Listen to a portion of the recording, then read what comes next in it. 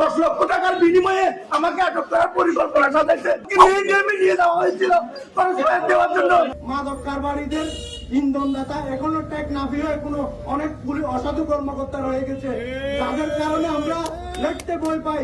তারা আমাদেরকে কখন পাঠিয়ে দেয় সেটা আল্লাহ জানে। মুখের পক্ষে কথা বলার কারণে আমাকে তারা আটক করেছে। কোস্টগার্ড এবং নৌবাহিনী আমাকে আটক করেছে। আমার কোনো মামলা নাই, কিছু নাই, তারা আমাকে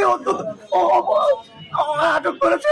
আমি বাংলাদেশ মাননীয় সরকার ডক্টর ইউনূস এবং স্বরাষ্ট্র উপদেষ্টার আমি এর তীব্র প্রতিবাদ চাই। আমার এই সুষ্ঠু তদন্ত করার জন্য প্রশাসনের নিকট অনুরোধ জানাচ্ছি।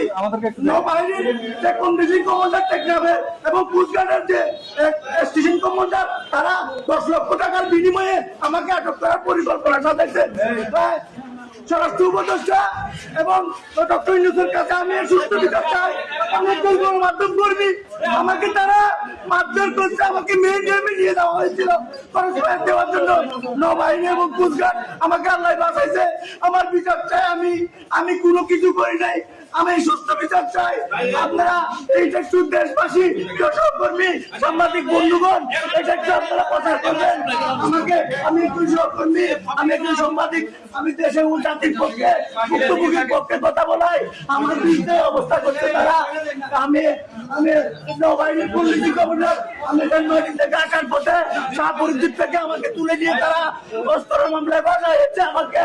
আমি জড়িত নয় ভাই, আমি এর বিচার চাই।